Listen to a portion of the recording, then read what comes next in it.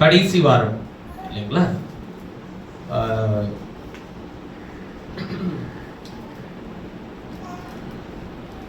முதலாவது நாம் வாசிப்போம், அதன் பிறகு மற்ற காரியங்களை பேசலாம். எபிரேயர் 13. இந்த நல்ல அற்புதமான காலை நேரத்திலும் கர்த்தருடைய செய்திக்கு ஆதாரமாக நான் எடுத்துக்கொண்ட என்னுடைய மையப்பொருள் எபிரேயருக்கு கொடுத்த நிருபம் அதன் வெளிச்சம் என்கிற தலைப்பின் கீழ் இருந்து 124வது வாரம் கர்த்தருடைய வார்த்தை உங்களோடு கூட பகிர்ந்து கொள்கிறேன். எபிரேயர்கள் நிருபம் 13வது அதிகாரம் 20வது வசனம் 21வது வசனத்தை வாசிக்கலாம்.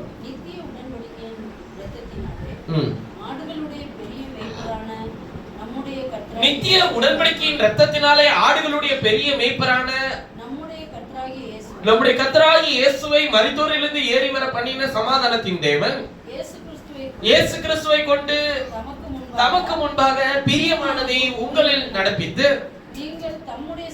நீங்கள் தம்முடைய சித்தத்தின்படியே செய்ய நீங்கள் தம்முடைய சித்தத்தின்படியே செய்ய உங்களை சகலவித நற்கிரியிலும் சீர்பொருந்தினவர்களாக ஆக்குவாராக. அவருக்கு என்றென்றைக்கும் மகிமை உண்டாவதாக. 22, 23. ஆமென். சகோதரரே, நான் சுருக்கமாய் உங்களுக்கு எழுதின இந்த புத்திமதியான வார்த்தைகளை நீங்கள் பொறுமையாய் ஏற்றுக்கொள்ளும்படி வேண்டிக் கொள்கிறேன். சகோதரனாகிய தீமோத்தேயு விடுதலையாக்கப்பட்டான் என்று அறிவீர்களாக. அவன் சீக்கிரமாய் வந்தால் அவனுடனே கூட நான் வந்து உங்களை காண்பேன். 24, 25. உங்களை நடத்துகிறவர்களையும் பரிசுத்தவான்கள் யாவரையும் என்ன பண்ணுங்கள்? வாழ்த்துங்கள். இத்தாலியா தேசத்தார் யாவரும் உங்களுக்கு வாழ்த்துதல் சொல்லுகிறார்கள். கிருபையானது உங்கள் அனைவரோடும் கூட இருப்பதாக. ஆமென். இந்த நிருபத்தை எழுதின அப்போஸ்தலனாகிய பவுல் இதை அப்போஸ்தலனாகிய பவுல் தான் எழுதினது என்று சொல்லி எங்கேயுமே நீங்க வாசிக்க முடியாது. எல்லா நிருபத்தையும் எழுதும்போது பவுல் எழுதுவார். அப்போஸ்தலனாகிய பவுல் ரோமாவிற்கு எழுதின நிருபம், அப்போஸ்தலனாகிய பவுல் கொரிந்துக்கு எழுதின நிருபம், அப்போஸ்தலனாகிய பவுல் பிலிப்பியருக்கு நிருபம், அப்போஸ்தலனாகிய பவுல் கலாத்தியருக்கு நிருபம்லாம் நிறைய வாசிக்க முடியும். பிலிமோனுக்கு எழுதின கடிதம் இப்படிலாம் நிறைய இருக்கும். ஆனால் இந்த எபிரேயர் புத்தகம் மாத்திரம் அப்போஸ்தலனாகிய பவுல் தான் எழுதினது அப்படின்னு சொல்லி அவர் பேர் தான் போட்டுக்கலே தவிர இதனுடைய முடிவுரையை கடைசி பகுதியை வாசிக்கும் போதுதான் இதை எழுதினது அவர்தான் என்பது ஊர்ஜிதப்படுகிறது. ஏனென்றால் எல்லா நிருபத்தையும் நீங்கள் கடைசி விஷயத்தை வாசிக்கும் போது கிருபையானது உங்கள் அனைவரோடு கூட இருப்பதாக, கிருபை உங்களோடு இருப்பதாக அப்படின்னா ஒவ்வொரு நிருபத்தின் முடிவிலும் வாசிக்க முடியும். இப்ப நம்ம இதை ஒரு ஆதாரமா எடுத்து நான் வாசிச்சேன்னா நிறைய வசனங்கள் வாசிக்கிறோம். நீங்க வேணா வீட்டுல போய் வாசி பாருங்க. ஒவ்வொரு நிருபத்தினுடைய முடிவிலும் ஒரு உதாரணத்துக்கு வேணா ரோமர்ல எடுத்து வாசிச்சு பார்ப்போம். ரோமர்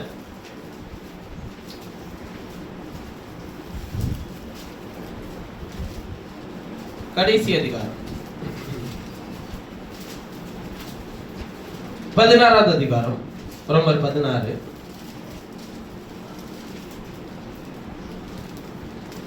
24வது வசனத்தை வாசிங்களேன். கடைசி அதிகாரத்தில் நம்முடைய கர்த்தராகிய இயேசு கிறிஸ்துவினுடைய கிருபை உங்கள் அனைவரோடும் கூட இருப்பதாக. ஆமென் சொல்லி முடிக்கிறாரா? பாருங்க கொரிந்தியர்ல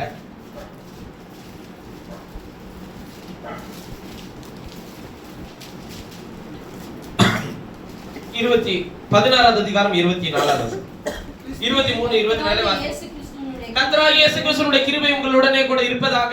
கிறிஸ்து இயேசுவுக்குள்ளான என்னுடைய அன்பு உங்கள் எல்லாரோடும் கூட இருப்பதாக. 2 கொரிந்தியர் கடைசி அதிகாரத்தை பாருங்க. 14வது வசனம். கிருபையும் அன்பும் பரிசுத்த ஆவியினுடைய ஐக்கியமும் உங்கள் அனைவரோடும் கூட இருப்பதாக. கலாத்தியர்கள் நிருபத்தை பாருங்க. 6வது அதிகாரம் 18வது வசனம். சகோதரனே, நம்முடைய கர்த்தராகிய இயேசு கிறிஸ்துவினுடைய கிருபை உங்கள் ஆவியுடனே கூட இருப்பதாக. எபேசியர்ல பாருங்க. எபேசியர் 6:24. நம்முடைய கர்த்தராகிய இயேசு கிறிஸ்துவினுடைய இடத்தில் அழியாத அன்புடனே அன்பு கூறுகிற யாவரோடும் கிருபை உண்டாயிருப்பதாக. இப்படி நீங்க எல்லா நிருபத்தை வாசிச்சாலும் சரி, அப்படியே நீங்க பிலிப்பியர் 1:1 நீங்க அப்படியே திருப்பி வாசிக்கிட்டே இருந்தீங்கன்னா எல்லாத்திலும் கிருபை உங்களோடு இருப்பதாக, உங்கள் ஆவியுடனே இருப்பதாக, உங்கள் அனைவரோடு இருப்பதாக எழுதியிருப்பாரு. இதை வச்சுதான் எபிரேயர் எழுதினது அப்போஸ்தலனாகிய பவுல் என்பது உறுதிப்படும். இந்த செய்திக்கு பிறகு இந்த நிருபங்கள் நிறைவு செய்யப்படும். அதனால நீங்கள் அடுத்த வாரம் வரும்போது, அடுத்த வாரம் தான் நான் இருக்க மாட்டேன்னா, அதற்கு அடுத்த வாரம் முதல் ஞாயிற்றுக்கிழமை 5ஆம் தேதி வரும்போது கேள்வி பதில் வாரம். நீங்க வேதத்தில் நீங்கள் இந்த 13 நான் கேள்வி கேட்க மாட்டேன், நீங்க பதில் சொல்லணும்னு அப்படி கிடையாது. அப்படின்னா நானே கேள்வி கேட்டு நானே தான் பதில் சொல்லணும். அதனால என்ன சொல்றேன்னா, 5ஆம் தேதி வரும்போது உங்களுக்கு நடுவுல ஒரு 2 வாரம் டைம் இருக்குன்னு வச்சுக்கோங்க. இந்த இதுல வாரத்துல 7 நாள், அதுல 7 நாள் இருக்குன்னு வச்சுக்கோங்க. இந்த 13 அதிகாரத்தில் 124 வாரங்கள் நீங்கள் கேட்ட செய்தியில, அது நீங்க எங்கிட்டு இருந்ததுனாலும் சரி, நீங்க என்ன கேள்வினாலும் எடுத்துட்டு வாங்க. அந்த கேள்விகளை எழுதிட்டு வரணும். நீங்க பாட்டு ஞாபகமா வச்சு எல்லாம் சொல்லக்கூடாது, எழுதிட்டு வாங்க.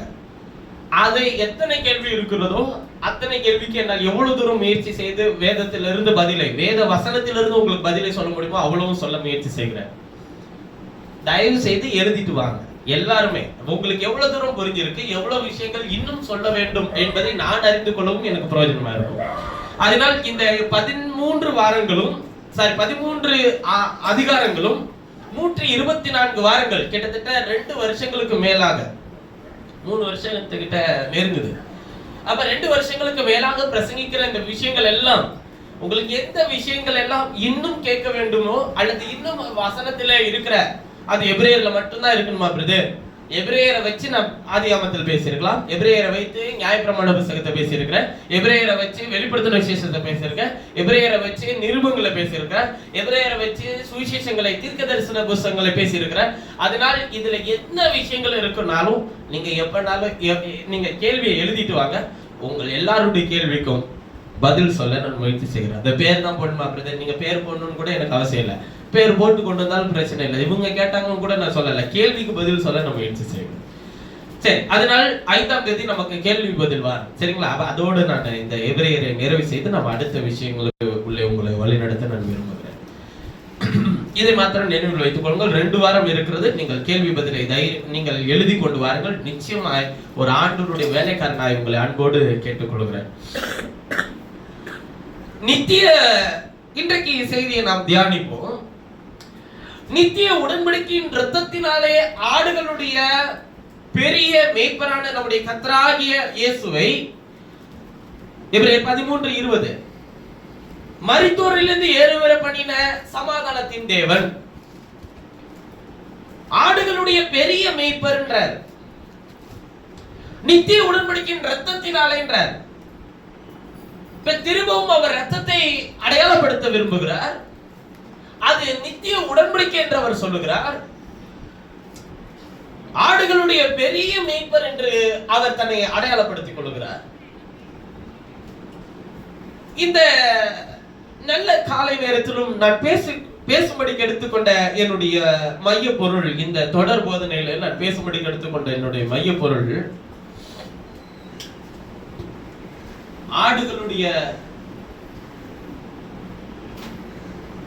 ஆடுகளின் பெரிய மேய்ப்பர்.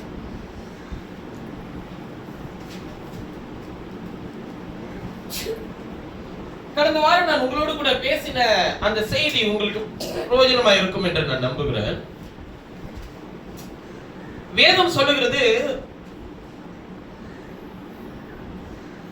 நன்மை செய்யவும் தான தர்மம் வர்ணமும் என்ன மறவாதிருங்கள்ன்றாரு. இப்படிப்பட்ட பலிகள் மேல் தேவன் பிரியமாய் இருக்கிறார்னு சொல்லி எபிரேயர் 13:16 வாசித்தோம். அப்புறம் உங்களை நடத்துகிறவர்களை குறித்து, உங்கள் ஆத்மாவுக்கு துக்கத்தோட அல்ல சந்தோஷத்தோட அதை செய்யும்படிக்கு கீழ்ப்படிந்து அடங்குங்கள்லாம் சொல்றார். பாருங்க, உங்கள் ஆத்மாவை நடத்துகிறவர்களுக்கு கீழ்ப்படிந்து அடங்கணும் அப்படின்னு சொல்றார். அதனுடைய தொடர்ச்சியை தான் இந்த 20வது வசனமும் 21வது வசனமும் எழுதப்பட்டிருக்கிறது. அப்ப வேதம் நமக்கு எப்படி போதிக்கிறது என்றால், அன்றியும் நன்மை செய்யவும். எதுக்கு நன்மை செய்யணும்னு சொன்ன? தான தர்மம் பண்ணவும் மறவாதிருங்கள் எழுதி இருக்கு. என்ன தான தர்மம் பண்ண போறீங்க? என்ன நன்மை செய்ய போறீங்க? எதுக்கு நன்மை செய்யணுங்க? உங்க முதலாவது உங்கள் ஆத்மாவுக்கு நன்மை செய்யணும். அப்புறம் தான தர்மம் யாருக்கு பண்ணணும்? உங்களை போல இருக்கிற ஆத்மாவை நேசித்தவர்களுக்கு கொடுக்கணும். அதாவது ஒரு மனுஷனுக்கு செய்யக்கூடாது. இவர்களுக்கு நான் இதை தருகிறேன் என்றால் அவர்கள் ஆத்மாவே தேவன் பிரியமா இருக்கிறார், அதனால் நான் அதை அவனுக்கு செய்கிறேன். ஒரு ஜெபம் பண்ணுதலா இருக்கட்டும், ஒரு விண்ணப்பங்களை ஏறெடுத்தலா இருக்கட்டும், ஒருவருக்காக பரிந்து பேசுதலா இருக்கட்டும், ஒருவருடைய விஷயங்களை அதிகரித்தலா இருக்கட்டும். பாருங்க, அப்போஸ்தலனாகிய பவுல் பீலமோனுக்கு எழுதின ஒரு கடிதம் இருக்கிறது. நீங்கள் போய் வீட்டுல உட்கார்ந்து வாசிச்சு பாருங்க. அதுல பீலமோனை குறித்து இன்னொரு இடத்தில் அப்போஸ்தலனாகிய பவுல் எப்படி பரிந்து பேசியிருப்பார் என்பது தெரியும். அவனை குறித்து சொல்லுகிறார், அவனை என் இருதயத்தை போல ஏற்றுக்கொள்ளுங்கள். அவனிடத்தில் ஏதாகிலும் கடன் இருந்தால் அதை நான் செலுத்துகிறேன் சொல்றார். அப்ப ஒரு விஷயத்தை பேசுகிறதோ, ஒரு விஷயத்தை வல்லமையா எழுதப்பட்ட வசனத்தை உங்களுக்கு வியாக்கியானிக்கிறதோ, அல்லது நான் அறிந்திருக்கிறேன், நான் விஷயங்கள் எல்லாம் எனக்கு தெரியும் சொல்றதுல ஒரு பெரிய விஷயம் அல்ல. இன்னொருவருடைய விஷயங்களை நாம் அதை ஏற்றுக்கொண்டு அவர்களுக்காக தேவனிடத்தில் கொண்டு வந்து நிறுத்துகிறதும் அவர்கள் மேல் அன்பு செலுத்துகிறதுமே தான் மிகப்பெரிய தான தர்மம். அவ நம்மிடத்தில் இருக்கிறது கொடுக்கிறதான தான தர்மம். நம்மிடத்துல என்ன வச்சிருக்கிறோமோ, நம்மள்கிட்ட வந்து 10 ரூபா, ஒரு 100 ரூபா இருக்குன்னா அதுல ஒரு 10 ரூபா கொடுக்கறது தான் என்ன சொல்லுவாங்க, ஒரு தர்மம். ஏதோ ஒண்ணு நம்மளால முடிஞ்சது செய்யறோம். உங்களுடைய ஆண்டவர் சொல்றாரு, முதல்ல நன்மை செய்ய. எதுக்கு? உங்க ஆத்மாவுக்கு. ஏன்னா உங்க ஆத்மாவுக்கு தான் அவர் நன்மை செய்திருக்கிறார். நன்மை எங்க இருக்கு? உங்கள் ஆத்மாவுக்குள்ளே தேவன் தம்முடைய வார்த்தையினாலே வைத்திருக்கிறார். அப்ப முதலாவது உங்கள் ஆத்மாவுக்கு நன்மை செய்யவும், அதன் பிறகு தான தர்மம் பண்ணணும். முதல்ல உங்க ஆத்மாவுக்கு என்ன இருக்கோ அதை தானே கொடுக்கணும். உங்கள்கிட்ட என்ன இருக்கு? உங்கள்கிட்ட என்ன கொடுத்திருக்கிறாரு? தேவன் தம்முடைய வசனத்தை தந்திருக்கிறார், ரட்சிப்பை கொடுத்திருக்கிறார், அன்பை கொடுத்திருக்கிறார், கிருபையை தந்திருக்கிறார், இரக்கத்தை காண்பித்திருக்கிறார், தயவை தந்திருக்கிறார், மன்னிப்பை கொடுத்திருக்கிறார். நம்முடைய குற்றங்களை அவர் என்ன பண்ணி இருக்கிறார்? மன்னிச்சிருக்கிறார். இப்படி அவர் நமக்கு கொடுத்ததெல்லாம் நாம யாருக்கு கொடுக்கணுங்க? ஆத்மாவை நேசித்து நம்மோடு கூட இருக்கிறவர்களுக்கு, அல்லது நாம் ஒருவரை கிறிஸ்துவின் இடத்தில் கொண்டு வருகிறதற்கு கொடுக்கணும். உங்கள்கிட்ட இருக்கிற எல்லாத்தையும் வித்து கொண்டு வந்து கொடுத்துருன்னு சொல்ல, உங்கள்கிட்ட என்ன தேவன் உங்க ஆத்மாவுக்கு செய்தாரோ அந்த நன்மையை மற்றவர்களுக்கு கொடுக்கணும். அதுதான் நீங்க செய்யக்கூடிய மிகப்பெரிய தானது. இப்ப எனக்கு ஒரு குணாதிசயம், அதாவது என்னுடைய தனிப்பட்ட மனிதனாய் சொல்றேன், எனக்கு ஒரு குணாதிசயம் இருக்கும். அதுபோல இங்க உட்கார்ந்து இருக்கிற ஒவ்வொருவருக்கும் தனிப்பட்ட குணாதிசயங்கள் இருக்கும். சில விருப்புகள், சில வெறுப்புகள் இருக்கும். அதாவது எனக்கு இது பிடிக்கும், எனக்கு இது பிடிக்காதுன்றது ஒவ்வொரு நபருக்கு மாறுமா மாறாதா? மாறும், நிச்சயமா மாறும். மாறலன்னா எல்லாரும் ஒரே மாதிரினா உலகம் தாங்க. எல்லாரும் எல்லாரிடத்திலும் ஒவ்வொன்றும் மாறும். இப்ப எப்படி ஒரு குடும்பமாய் வாழ முடியும்? எல்லாரும் ஒரே சிந்தனையில் இருந்தால், ஒரே குணாதிசயத்தில் இருந்தால், ஒரே விருப்பத்தில் இருந்தால் ஒரு குடும்பம் இருக்கும். ஒரு குடும்பத்தில் எல்லாரும் ஒரே விருப்பத்தில், ஒரே குணாதிசயத்தில், ஒரே சிந்தையில் இருக்க முடியுமா? இல்ல இருக்கிறோம் இல்லையே. ஏன்? தேவன் அப்படிதான் வைத்திருக்கிறார். அதை நாம் அங்கீகரித்துக் கொள்ள வேண்டும்.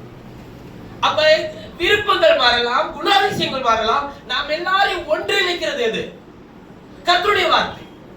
அப்ப அதற்கு கீழ்ப்படிய வரும்போது, அதற்கு இடம் கொடுக்கும் போது, அதை கீழ்ப்படிய செய்யும் போது நம்மிடத்தில் தேவன் என்ன செய்தார் அதை நாம் கொடுக்கணும். நமக்கு அதை புரிந்து கொள்ள அவர் என்ன செய்தார் அதை நாம் செலுத்த வேண்டும். அப்ப என்னுடைய விருப்பப்படி, என்னுடைய நான் வெறுத்துட்டேன்னா, நான் விரும்பினா நீங்க இவங்கள்ட்ட பேசணும், நான் வெறுத்துட்டேன்னா நீங்க உங்கள்ட்ட பேசக்கூடாது அப்படி நான் சொன்னா அது நல்ல வழி நடத்துதலா இருக்காது. நான் எனக்கு பிடிக்காத நிறைய விஷயங்கள் உங்களிடத்திலும் இருக்கலாம். ஆனால் ஒரு வேலைக்காரனா நான் நேசிக்கும் போது எப்படி நான் நடந்து கொள்ளணும்னா, வெறுப்புகளை தாண்டி உங்க ஆத்மாவை நான் நேசிக்கணும். அதை சரி செய்ய என்ன வழியோ அதை முயற்சி செய்யும். உங்களுக்கு எங்கள் மூலமா ஏதாகிலும் ஆதாயம் இருக்கு, அதனாலதான் நீங்க அதெல்லாம் முயற்சி செய்யணும். நான் உங்கள் ஆத்மாவுக்கு செய்யற, உங்களுக்கு செய்யற ஒரே நன்மை உங்கள் ஆத்மாவுக்காக தான் செய்யறேன். ஏனென்றால் வெளியில இருக்கிற தோற்றங்கள் ஆகிய இந்த சரீரத்தின் மனிதர்கள் இருக்கிறீங்களா, இதெல்லாம் அழிந்து போகும். ஆனால் அழியாத உங்கள் ஆத்மாவுக்கு தான் நான் ஊழியக்காரன். உங்கள் சரீரத்திற்கு வேலைக்காரனா என்னை தேவன் நியமிக்கவில்லை. ஏனென்றால் உங்கள் ஆத்மாவுக்கு தான் வேலைக்காரனா நியமித்திருக்கிறார். இந்த பாஸ்டர்ன்ற வார்த்தை எங்க இருந்து வந்துச்சுன்னு கேட்டீங்கன்னா, அவர் என்னை புல்லுள்ள இடங்களில் மேய்த்து அமர்ந்த தண்ணீர்கள் அண்டியில் என்னை கொண்டு போய் விடுகிறார்னு எழுதியிருக்கு. இது ஆங்கிலத்தில் வாசிக்கும் போது கிரீன் பாஸ்டர்னு எழுதியிருக்கு. புல்லுள்ள இடங்கள் அப்படின்னு எழுதி இருக்கிறத, அதை மேய்க்கிறார்ன்றத, புல்லுள்ள இடங்கள்ன்றத கிரீன் பாஸ்டர்னு எழுதியிருக்கு. இந்த பாஸ்டர் தான் பாஸ்டரா மாறிச்சு. அந்த பாஸ்டர்ல உங்களை மேய்க்கிறதுனால அது பாஸ்டர் ஆயிடுச்சு.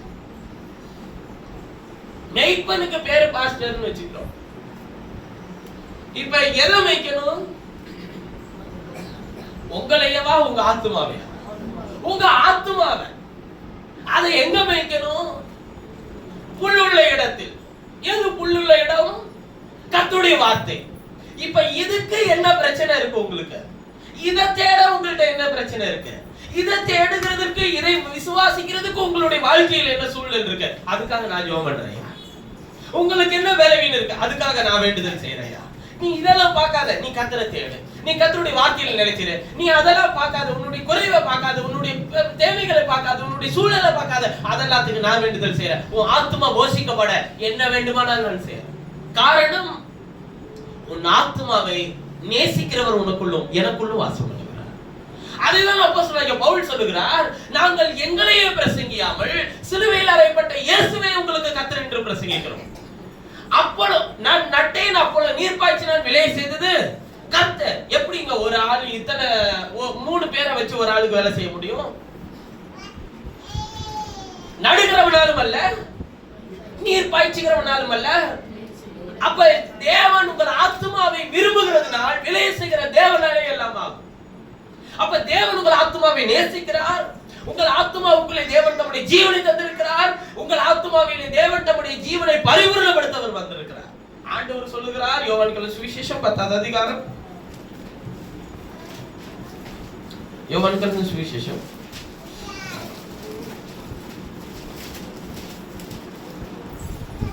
10வது அதிகாரம் 14வது வசனத்திலிருந்து வாசிக்கலாம். இல்ல 10ல இருந்து வாசிக்கலாம். யோவான் 10:10. திருடன் திருடவும் கொல்லவும் அழிக்கவும் வருகிறானே என்று வேற ஒன்றுக்கும் வரமாட்டான். அதாவது இவன் யாரு? உன் பேரை திருடன். எதை திருடுவான்? உங்கள் ஆத்மாவை.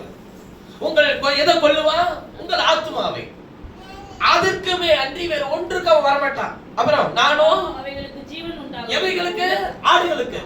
ஆடுகள் அவர் சொல்றது எதை? உங்கள் ஆத்மாவை.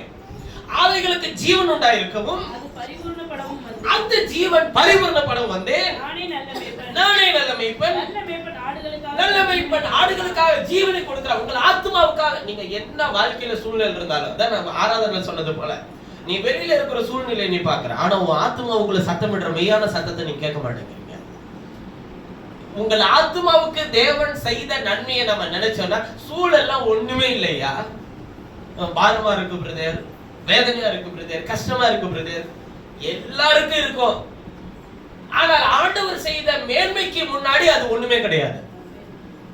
எதை வச்சு நம்ம அதை தாண்டி போகணும்னு கேட்டீங்கன்னா, பாருங்க, அவன் உங்கள் வாழ்க்கையில் போராட மாட்டான் பைபிள் சொல்லல. சொல்றாரு, அவன் திருடவும் கொல்லவும் அழிக்கவும். முதல்ல திருடுவான், அப்புறம் கொல்லுவான், அப்புறம் அதை அழிச்சு போட்டுருவான். ஆண்டவர்கிட்ட உங்களை நீக்கி போட்டுருவான். எதை?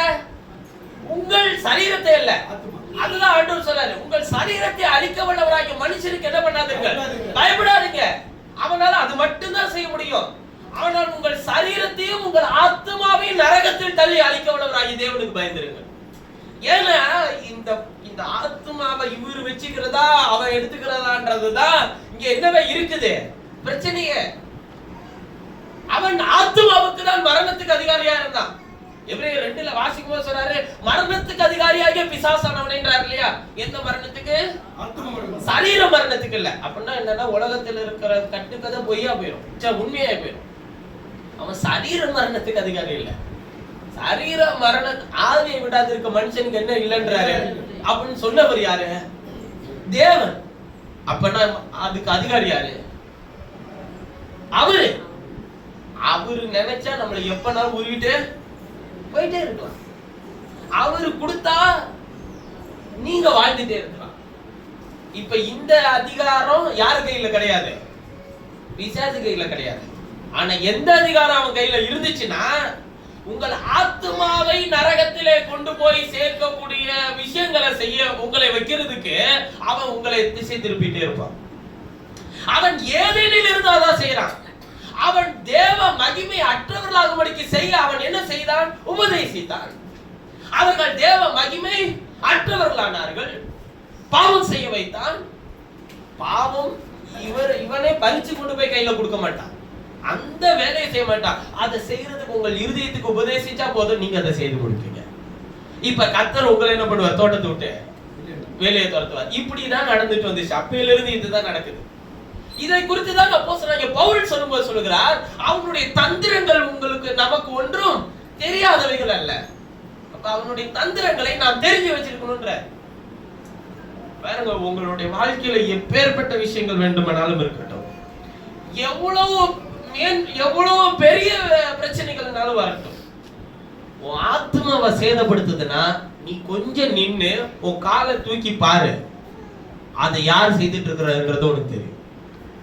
உன் ஆத்மாவை சேதப்படுத்துது. என்ன வாழ்க்கை, என்ன ஆண்டவரை தொழுது கொள்றோம் அப்படின்னு விரக்தியில உன் வாயிலிருந்து நாவுல இருந்து வார்த்தையை உச்சரிக்கிறதுக்கு முன்னாடி யோசிப்பாரு, இதை செய்யறது நீயா, உன்னை செய்ய வச்சிட்டு இருக்கிறது யாருன்றத பாரு. இது தெரிஞ்சிச்சுன்னா பொல்லாத ஆவி இயேசு நாமத்துல என்ன விட்டு போ. எனக்கு அவர் செய்த நிலாத நன்மைகளுக்காக கர்த்தருக்கு நன்றி. வார்த்தையை விட்டுட்டேன்னு வச்சுக்கோங்க, அதை புடிச்சுக்கிட்டு உங்களை வெளுத்தெடுக்கிறதுக்கு இன்னொருத்தர் இருப்பார். அதனால அவருக்கு முன்னாடி அதை சொல்லாதீங்க. அவர் என்னோடு கூட இருக்கிறார் சொல்லி பாருங்க. அடுத்த நிமிஷம் உங்களுடைய மனசுல இருக்கிற விஷயங்கள் எல்லாம் மாறி, சூழ்நிலை மாறி போயிருயா. வேணா உங்களை விட்டு என்ன பண்ணிடுவான்? ஓடி போவான். பிசாசுக்கு எழுத்து நிக்கிறதுனா என்ன நினைக்கிறீங்க? முட்டி போட்டு ஜோம் பண்ணி வாடா பண்ணி வெளுக்கிறான்டா அப்படி சொல்றதா? அப்படியெல்லாம் நீங்க தேவை முடியாது. அப்படியெல்லாம் வந்தா அவன் ஜாலியா உங்க தோல் மேல கை போட்டு அவங்களோட இருப்பான். அவனும் முட்டி போட்டு இருப்பான். நீ என்னதான் முட்டி போட்டாலும் இப்ப நீ முட்டியை விட்டு எந்திரிச்ச உடனே உன்னை என்ன பண்ண வைக்கணும்னு எனக்கு நல்லா தெரியும்டா. அப்ப அவன் எதை பயன்படுத்தி பண்ண? உங்களுடைய சிந்தையை, உங்களுடைய யோசனைய, உங்களுடைய இருதயத்தின் நினைவை. இப்ப நீங்க ஒரு விஷயத்தை, ஒரு காரியத்தில் ஒரு நபரிடத்தோடு ஒரு குற்றத்தை உங்களால கண்டுபிடிக்க முடியும்னா, உங்களிடத்திலும் அது போல நிறைய குற்றத்தை இன்னொரு கண்டுபிடிக்க முடியுமா? முடியாதா? முடியும்.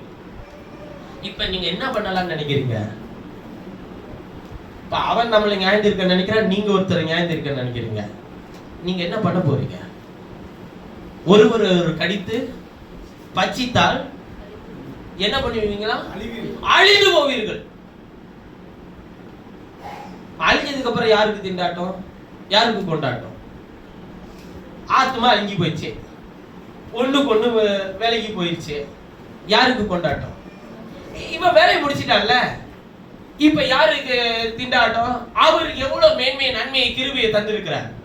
ஆடுகளின் பிரதான மேய்ப்பராகிய பெரிய மேய்ப்பர் அவர் தான். கொஞ்சம் அவருடைய சத்தத்தை நாம கொஞ்சம் உட்கார்ந்து கேட்டிருந்தோம்னா, கொஞ்சம் அவருக்கு இடம் கொடுத்திருந்தோம்னா, அவரும் ஆத்மா மேய்ச்சிட்டு அழகா கொண்டு போயிருப்பாரு. அவர் மேய்க்கிறதுக்கு கொஞ்சம் இடம் கொடுங்க ஐயா. அதான் அவர் சொல்றாருப்பாங்க. யோவான் 10ல வாசிச்சுட்டு வந்தீங்களா? அந்த வசனத்தை வாசிங்க. அதுதான் உங்களோட கூட நான் பேச போறேன். யோவான் 10. இந்த வசனத்தை உங்களுக்கு பலமுறை நான் பேசிருப்பேன், இருந்தாலும் அதை உங்களோடு பேச. மேய்ப்பராய் இராதவனும் ஆடுகள் தனக்கு சொந்தமானது அல்லாதவனுமான, ஆடுகள் தனக்கு சொந்தமல்லாதவனுமான கூலியால் ஓனாய் வருகிறதை கண்டு ஆடுகளை விட்டு ஓடி போயிறாங்க. சொந்தமில்லாத ஆடா இருந்துச்சுன்னா ஓனாய் வர்றத பார்த்தோனே ஆடுகளை விட்டுட்டு அவன் என்ன பண்ணிடுவானா? ஓடி போயிடுவானா? அப்புறம் அப்பொழுது ஓனாய் ஆடுகளை ஆடுகளை பீறி அவைகளை சிதறடிக்கும். ஏங்க ஆடை மேய்க்கும் போது ஓநாய் வருது? ஏங்க ஆத்துமாவை மேய்ச்சிட்டு இருக்கும் போது திருடன் வரா? ஏன்னா இங்க மேய்ப்பர் யாருன்றதை காட்டணும்ல. ஓநாய் அனுப்புறது யாரு? இவரே தான். ஏன்னா இவரு தான் மேய் பண்றதை காட்டுறதுக்கு. இவர் பாட்டுக்கு ஓனாய் இல்லாத இடத்துல மேய்ச்சிட்டு போக வேண்டியதானே? இவர் பாட்டுக்கு திருட இல்லாத இடத்துல ஆட்டை பார்த்து பாதுகாத்து கட்டி போட வேண்டியதானே? சுற்றிலும் செவ்வறு எழுப்ப வேண்டியதானே? அதெல்லாம் செய்ய மாட்டாரு. இவர் என்ன சொல்லுவாரு? எவனாலும் வரட்டியா, நான் உன்னை மேய் பண்றதை நான் காட்டுவேன். அவன் உன்னை எப்படி என் கையில இருந்து பறிச்சுட்டு போறான்றத பாத்துடலாம். ஆண்டவர் சொல்றாரு, நீ முள்களுக்குள்ளும் நெரிஞ்சல்களுக்குள்ளும் வாசம் பண்ணினாலும், எரேமியால சொல்லும்போது சொல்றாரு, வாசம் பண்ணினாலும் நான் அங்கே உன்னோட இருக்கிறேன் அப்படின்னு சொல்லி எரேமியாட்ட சொல்லுவார். இந்த வணங்கா கழுத்துள்ள ஜனங்களுக்கு போய் நான் என்னையா உபதேசிக்கிறது? இஸ்ரவேலர்களை பார்த்து சொல்லுவாரு, இவன் கர்த்தருடைய வார்த்தைக்கு கீழ்ப்படிய கூட மாட்டானே அப்படின்னு சொல்றாரு. அவனை பார்த்து சொல்றாரு, அப்பா நீ முள்களுக்குள்ளும் நெரிஞ்சல்களுக்குள்ளும் வாசம் பண்ணினாலும் நான் உன்னோட இருக்கிறதுனால நீ போய் சொல்லுன்ற. அப்ப அவர் சொல்ல வர அடையாளப்படுத்துற விஷயம் என்னன்னா, ஓநாய் வருகிறதை கண்டு ஆடுகளை விட்டு ஓடி போயிடுவான். ஏன்னா அந்த ஆடு அவனுக்கு என்ன இல்ல, சொந்தம் கிடையாது. அப்பொழுது ஓநாய் ஆடுகளை பீறி அவைகளை சிதறடிக்கும். ஓநாயோட குணாதிசயத்தை பாருங்க, திருடனோட குணாதிசயத்தை பாருங்க. அவன் முதல்ல அழிக்க மாட்டான். அவன் திருடவும் கொல்லவும் ஸ்டேஜா தான் போவான், அப்புறம் தான் கடைசியா அழிப்பான். ஓநாயோட குணாதிசயத்தை பாருங்க, ஆடுகளை முதலாவது கொண்டு போடுன்னு சொல்ல, முதலாவது பீறி போடும், காயப்படுத்தும், அப்புறம் என்ன பண்ணும், சிதறடிக்கும். கொண்டு போடுங்க எழுதியிருக்கா? இவனுடைய தந்திரங்களை நாம தெரிஞ்சு வச்சிருக்கணும். இவனுடைய வேலை சிதறடிப்பான், இவனுடைய வேலை காயப்படுத்துவான், இவனுடைய வேலை ஆத்மாவை திருடுவான், இவனுடைய வேலை உன்னை கொல்லுவான், தேவனை விட்டு பிரிப்பான். அவன் அதன் பிறகு அவன் முற்றிலுமா இவங்களை அழித்து போடுவான். அப்ப அடுத்து சொல்ற பாருங்க, கூலிக்காக வேலை செய்கிறவன் ஆகியால் ஓடி போகிறான். ஆடுகளுக்காக அவன் கவலைப்படான். ஆடுகளுக்காகலாம் அவன் கவலைப்பட மாட்டாயா? நானே நல்ல மேய்ப்பன். பிதா என்னை அறிந்திருக்கிறது போலவும் நான் பிதாவை அறிந்திருக்கிறது போலவும் நான் என்னுடையவைகளை அறிந்தும் என்னுடையவைகளால் அறியப்பட்டு என்னுடையவைகளை அறிந்திருக்க. அவர் கரெக்டா நம்மளே என்ன பண்ணி இருக்கிறாரு? நம்ம சொல்லுவோம்ல, என்ன யாருக்கு தெரியும்? ஆண்டவருக்கு தெரியும். என்ன அறிஞ்சிருக்கிறது அவருக்கு தெரியும் அப்படின்னு சொல்லுவோம். ஆனா சில நேரத்துல என்னுடையவைகள், அதாவது அவருடையவைகள் அவர் என்ன பண்ணாம போகுது, அறியாம போயிருது. என்னுடையவைகள், ஆனா அவரு சொல்றாரு விசுவாசமா, நான் என்னுடையதை அறிந்தும் என்னுடையவைகளால் அறியப்பட்டும் இருக்கிறேன், ஆடுகளுக்காக என் ஜீவனையும் கொடுக்கிறேன். இந்த தொழுவத்தில் உள்ளவைகளை அல்லாமல் வேற ஆடுகளும் எனக்கு உண்டு, அவைகளையும் நான் கொண்டு வர வேண்டும், அவைகள் என் சத்தத்துக்கு செவி கொடுக்கும். அப்பொழுது ஒரே மந்தையும் ஒரே மேய்ப்பனும் ஆகும். நான் என் ஜீவனை மறுபடியும் அடைந்து கொள்ளும்படிக்கு அதை அடைஞ்சிக்கிறதுக்காக தான் நான் கொடுக்கிறேன். என் ஜீவனை என்ன பண்ணிடணுமா? மறுபடியும் அந்த வசனத்தை வாசிங்க, 17. நான் என் ஜீவனை மறுபடியும் அடைந்து கொள்ளும்படிக்கு. அப்படின்னா என்ன? மறுபடியும் அடைந்து கொள்றதுன்னு என்ன? ஜீவனை விட்டுட்டு போறேன், மறுபடியும் நான் அதை அடைஞ்சிக்கிறதுக்கு அதை கொடுக்கிறபடியினால் நான் கொடுத்ததான் திரும்ப நான் வாங்கிப்பேன். ஏன்னா அந்த ஆத்துமாலாம் என்னுடையது, நீ எல்லாம் என்னுடையவன். உன்னை என்னிடத்துல நான் திரும்ப வாங்கிக்கிறதுனால நான் கொடுத்துட்டு போறேன். ஒருவனும் அதை என்னிடத்துல இருந்து எடுத்துக்கொள்ள மாட்டான், நானே அதை கொடுக்கிறேன். அதை கொடுக்கவும் எனக்கு அதிகாரம் உண்டு, அதை மறுபடியும் எடுத்துக்கொள்ளவும் எனக்கு என்ன உண்டு, அதிகாரம் உண்டு. இந்த கட்டளை என் பிதாவின் இடத்துல என்ன பண்ணிட்டேன்றாருங்க, பெற்றுக்கொண்டேன். எப்ப இவர் கொடுக்கிறாரு?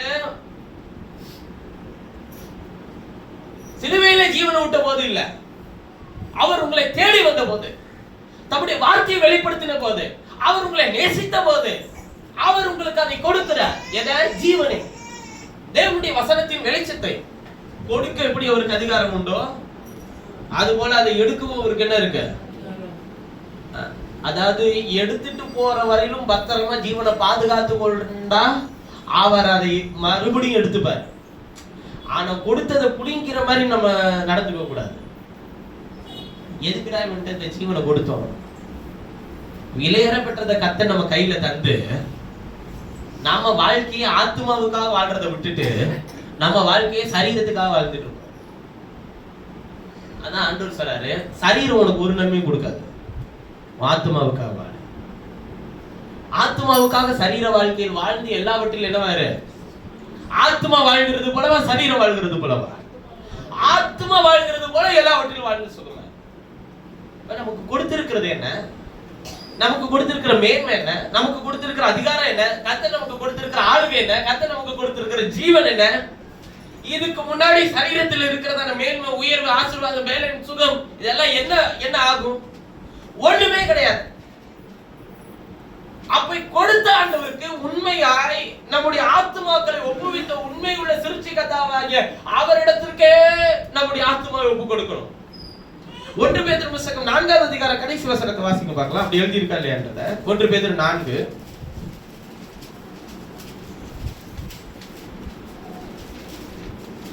19ஆம் வசனம்.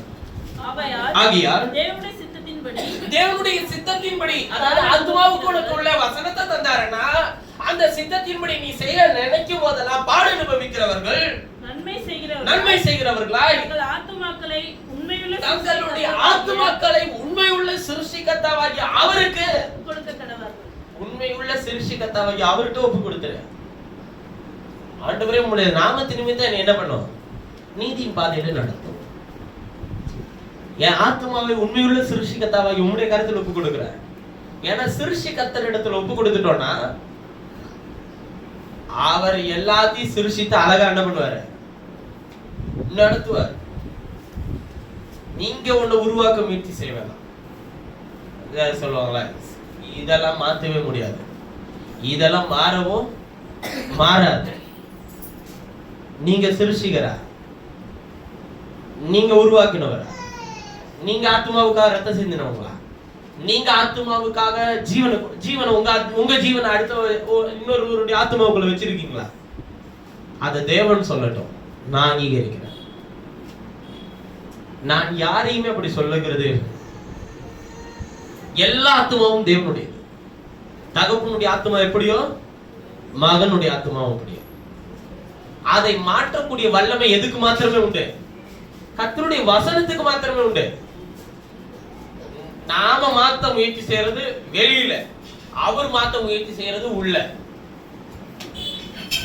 உள்ள மாறாம வெளியில எவ்வளவுதான் நீ மாறி இருந்தாலும் அது ஒன்றும் பிரயோஜனம் இல்லை. தேவனுக்கு முன்பாக சகலமும் நிர்வாணமாயும் வெளியரங்கமா இருக்கும், ஒண்ணுமே பலிக்காது. உண்மையை எதை செஞ்சாலும் கர்த்தருக்குன்னு உண்மையை செய். அது ஒரு சின்ன வேலையா இருந்தாலும் சரியா, ஒரு வீட்டு காரியமா இருந்தாலும் சரி, உன்னுடைய தனிப்பட்ட ஜீவியத்தில் இருக்கிற காரியமா இருந்தாலும் சரி, இதெல்லாம் கர்த்தர் கொடுத்தது என்பதை முதலாவது விசுவாசி. அதை அங்கீகரித்ததின் பாதையில் நட. ஏன்னா ஆடுகளுடைய பிரதான மேய்ப்பன், பெரிய மேய்ப்பன் யாருங்க? கர்த்தராகிய இயேசு கிறிஸ்து. எபிரேயர் 13க்கு போவோம் மறுபடியும். நித்திய உடன்படிக்கையின் இரத்தத்தினாலே ஆடுகளுடைய பெரிய மேய்ப்பரான நம்முடைய கர்த்தராகிய இயேசுவை மரித்தோரிலிருந்து எழுந்திர பண்ணின சமாதானத்தின் தேவன்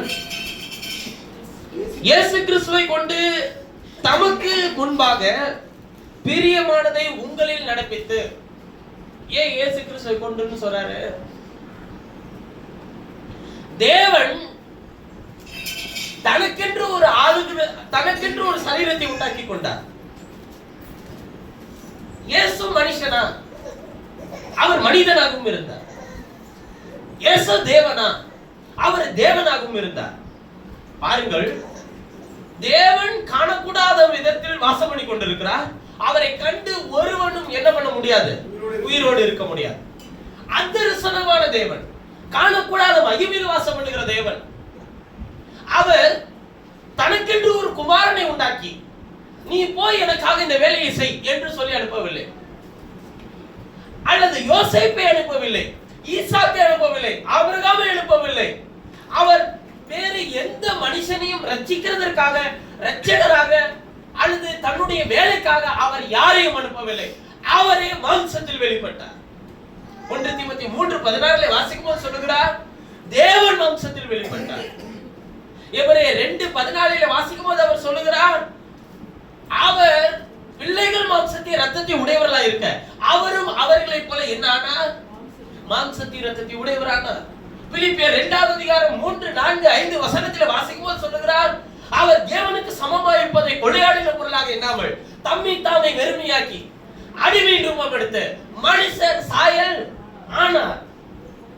அப்ப வேதம் நமக்கு தெளிவாய் சொல்லுகிறது. கொலோசியர் 2:9 வாசிக்கும்போது சொல்லுகிறார், தேவத்துவத்தின் பரிவர்ணம் எல்லாம் சரீர பிரகாரமாக அவருக்குள் வாசமாய் இருந்தது. யெகோவா மகத்துவமான வல்லமையுள்ள தேவன், பழைய ஏற்பாடு முழுவதும் வல்லமையாய் இருந்த தேவன், பட்சிக்கிற அக்கினியா இருந்த தேவன், பகலிலே மேக சம்பத்தினாலும் இரவில் அக்கினி சம்பத்தினால் நடத்தி வந்த தேவன். அவர் தொட்டால் மழை புகையும் அவ்வளவு வல்லமையான தேவன். ஒரு முன்னணியிலே கிடத்தி இருக்கிறதை தூதர்கள் வந்து இறங்கி கண்டார்கள். உன்னதத்திலே தேவனுக்கு மகிமையும் பூமியிலே சமாதானமும் மனுஷன் மேல் பிரியமும் உண்டாவதாக. முதல் கேரல் ரவுண்ட் அங்கதான் நடந்துச்சு. யாருக்கு? மேய்ப்பர்களுக்கு கேரல் ரவுண்ட் நடந்துச்சு. எங்க கூட்டிட்டு போனது அந்த கேரல் ரவுண்ட்? ஸ்நாக்ஸ் சாப்பிட்டு முடிக்கல. கேரல் ரவுண்ட் யாருக்கு கூட்டிட்டு போச்சுங்க? இயேசுவின் இடத்தில். மனுஷர் மேல் பிரியம் வைத்திருக்கிற ஒருத்தர் வந்திருக்கிறார் ஐயா. அவர் தூதனாக வரவில்லை ஐயா, அவர் ஒரு மிருகமாக வரவில்லை ஐயா, அவர் ஒரு தீர்க்கதரிசியாக வரவில்லை ஐயா, அவர் தேவனாக மாம்சத்தில் பிறந்திருக்கிறார் ஐயா. ஒரு குழந்தையா இருக்கும்போது அவர் தேவன். ஒரு சிறு பிரயாயத்தில் தன் தச்ச வேலையை தகப்பனோடு செய்யும் போதும் தேவன். அவர் 12 வயதில் தேவாலயத்தில் உட்கார்ந்து பிரசங்கித்த போது அவர் பேசிக் கொண்டிருந்ததை கேட்ட வேதபார பரிசேயர்கள் ஆச்சரியப்பட்டார்கள். ஏனென்றால் அந்த 12 வயதுள்ள அந்த சரீரத்தை கொண்டிருந்தாலும் உள்ளே இருக்கிறது தேவன்.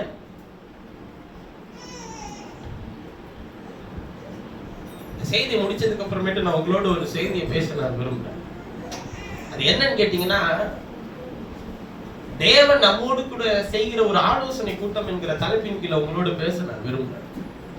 அவர் உங்க எல்லாரோட ஒரு ஆலோசனை கூட்டம் பண்ணிட்டே இருப்பார்.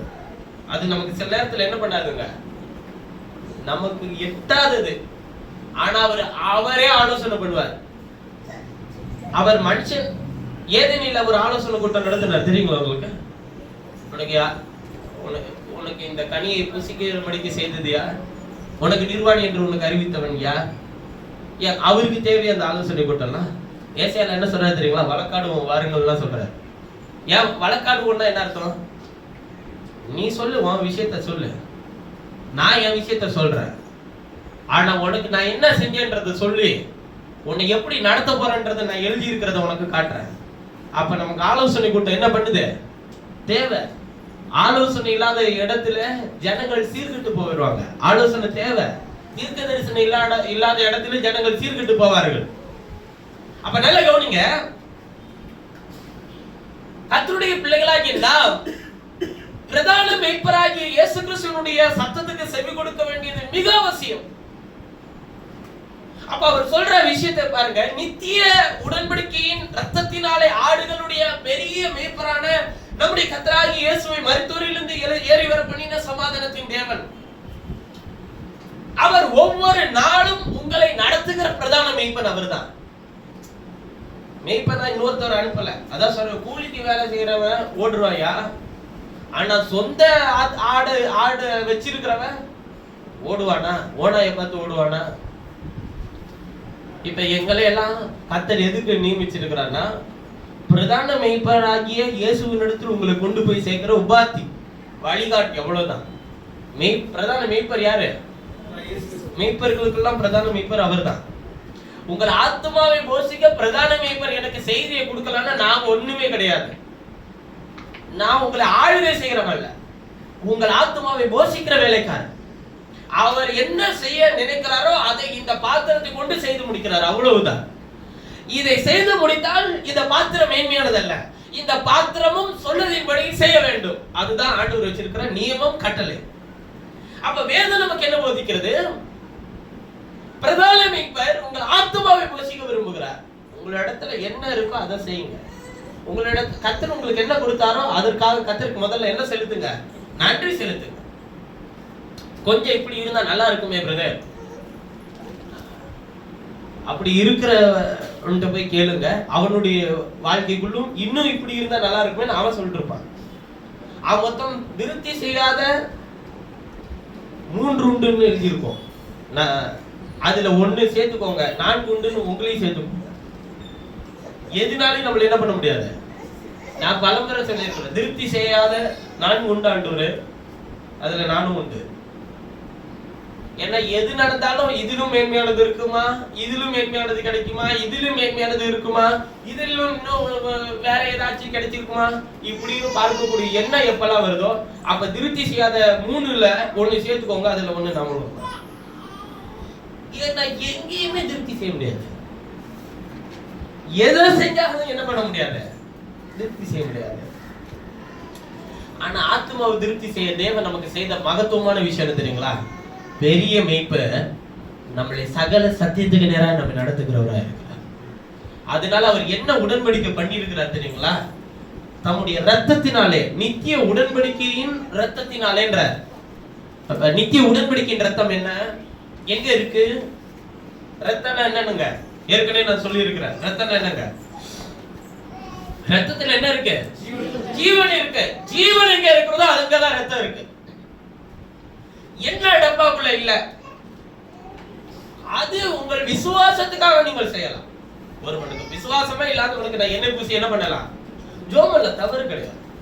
ஒரு ஊழியரை அபிஷேகம் பண்ணுகிறதுக்காக எண்ணெயை வச்சு நான் ஜோம் பண்ணலாம், தவறு இல்லை. ஒரு குழந்தைய பிரதிஷ்டை பண்றதுக்காக எண்ணெய் வச்சு ஜோம் பண்ணலாம், தவறு இல்லை. ஆனா முழு விசுவாசம் எது மேல இருக்க கூடாது? எண்ணெய்க்குள்ள இருக்க கூடாது. என்னதான் என்னை சுகமாக்குச்சு தெரியுமா? எண்ணெய் உனக்கு எப்படி சுகமாக்கும்? விசுவாசம் தான் சுகமாச்சு. ஜெபம் தான் உன்னை சுகமாக்குச்சு. விசுவாசம் உள்ள ஜெபம், விசுவாசம் உள்ள எண்ணெய் பிணியாலை ரட்சிக்கணும் இருக்கல, விசுவாசம் உள்ள ஜெபம் பிணியாலை ரட்சிக்கும். எண்ணெய் வச்சு ஜெபம் பண்ணு, ஆனா அந்த எண்ணெய் சுகமளிக்காதியா, உன் ஜெபம் தான் சுகமளிக்கும். நான் யார்கிட்ட கேட்கிறேன், இந்த வியாதிக்கு கர்த்தர் என்ன தீர்வு கொடுக்க போற? விசுவாசத்தோட அறிக்கை செய்து ஜெபம் பண்ணுங்க. கர்த்தர் உங்களுடைய வாழ்க்கையில கிரியைகளை நடப்பிக்க ஒரு வல்லவராயிருக்கிறார். ஏனென்றால் நித்திய உடன்படிக்கையின் ரத்தத்தினாலே ஆடுகளுடைய பிரதான பெரிய மேய்ப்பரான நம்முடைய கர்த்தராகிய இயேசு, பிரதான மேய்ப்பர், பெரிய மேய்ப்பர், இவர் விட்டுட்டு ஓடுறவர் இல்ல. ரத்தத்தினாலே மீட்டெடுத்த ஆத்துமாக்கள் எல்லாம் அவருக்கு சொந்தமானது, அவருடையது. அப்போஸ்தலனாகிய பவுல் கேட்கிறார், நானா உங்களுக்காக சிலுவையில் அறையப்பட்டேன், கேபாவா உங்களுக்காக மரித்தான். கேபானா யாரு? பேதுரு. நாங்கெல்லாம் உங்களுக்கு சிலுவையில் அறையப்பட்ட இயேசுவை பிரசங்கிக்கிற ஊழியக்காரர் தானே, அவர் நிமித்தம் ஊழியக்காரர் தானே என்ற ஆத்துமாவை மீட்டெடுத்ததும் சொந்தமாக்கி கொண்டதும் அவரு, ரத்தத்தை கொடுத்தது அவரு, ஜீவனை கொடுத்தது அவரு, பேசுறது அவரு, நடத்துறது அவரு. நாங்க எங்களையோ அவர் நிமித்தம் ஊழியக்காரர் என்று சொல்லுகிறோம். அப்போஸ்தலனாகிய பவுல் சொல்லும்போது, என்ன ஊழியக்காரர்? அழிந்து போகிற ஊழியத்தை செய்யலையா? அழியாத ஆத்மாவுக்கு ஊழியம் செய்யறோம். ஏனென்றால் உங்கள் ஆத்மாவிலே தேவனுடைய அழிவில்லாத வசனத்தை வைக்க முயற்சி செய்கிறோம். பெரிய மேய்ப்பர் என்ன சொல்றாருன்னா, இப்ப நானும் மனுஷன் தான். சில நேரத்தில் என்னுடைய தனிப்பட்ட ஜீவியத்திலும் வரக்கூடிய நெருக்கடி விபத்துல எல்லாம் வரும்போது அவர் சொல்ற விஷயம், ஆண்டவரே இந்த சூழ்நிலை நான் போய் எப்படியா என்னையா செய்யறது கேட்டா, இத பாப்பியா இல்ல என்னுடைய காரியத்தை பாப்பியா? இதெல்லாம் ஏன் அப்ப ஏன் இந்த வேலைக்கு போகணும்னா எனக்கு ஒரு சமாதானமா ஒரு சந்தோஷமா அதை செய்யறதுக்கு? என்னைக்கு நான் சமாதானமா எல்லா விஷயத்தையும் செய்து முடித்திருக்கிறேன்? இல்ல என்னைக்கு எந்த மனிதன் என்னை சமாதானமா எல்லா விஷயத்தையும் செய்ய வைத்திருக்கிறார்? இவர் கெத்செமனேல போய் ஒரு ஆலோசனை கூட்டத்துக்கு போறாரு. இது ஒரு ஆலோசனை கூட்டத்துல வரும், நான் அதையும் உங்களோட பேசுறேன். இவர் போறாரு, டீச்சர்களை பார்த்து என்ன கேட்கிறாரு? 1 மணி நேரமாச்சு விழிச்சிருந்து எனக்கா ஜோம். என்ன பண்ணாங்க? தூங்கிட்டான். திரும்பி வந்து என்ன சொல்றாரு? உங்களுடைய மேய்ப்பன் போதகர் மரிக்க போகிறார் என்று நீங்கள் அறிந்திருக்கிறீர்கள், இப்படி தூங்குறது என்ன? 1 மணி நேரமாச்சு எனக்கா விழித்திருந்து ஜோம். மறுபடியும் என்ன பண்ணிட்டான்? தூங்கிட்டான். அவன் கடைசி வரையுமே நீ எந்த வேலை செய்யணும்னாலும் எல்லாமே எல்லா விஷயத்தையும் ரெடியா வச்சுக்கிட்டு எல்லாத்தையும் செய்யவே முடியாது. விளங்குதா? எனக்கு சமாதானமா இருந்தாதான் நான் காலையை பண்ணுவேன். அப்பனா நீ இந்த பூமியிலே இருக்க முடியாது. சமாதானத்தை அவர் எங்க தர்றாரு? உன் இருதயத்துல. எப்படி தருவாரு? பா இதை காட்டிலும் மேலானவர் எனக்குள்ள வாசம் பண்றாரு ஐயா. அவருடைய வார்த்தையை நான் சுமக்க போறேன் ஐயா. அவருடைய வசனம் எனக்குள்ள இருக்கிறது ஐயா.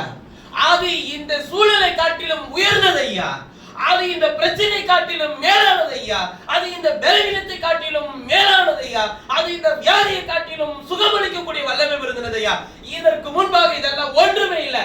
இப்ப இருதயத்துல என்ன வந்துரும்? போயிட்டே இருக்க வேண்டியதான்.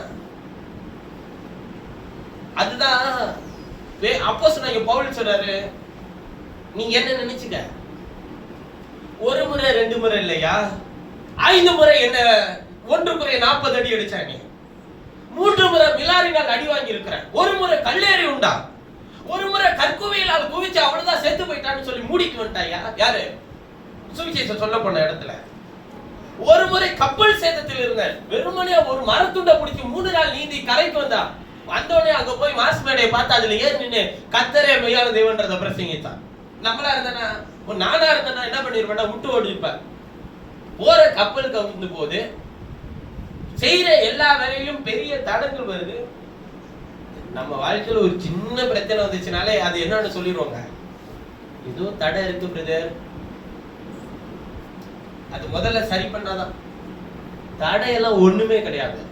நான் மறுபடியும் சொல்றேன், நீ கத்திருக்கென்று வாழ உன்னை காலை எடுத்து இப்படி வெய்ய, அதுவரை இல்லாத பிரச்சனை எல்லாம் வரும்.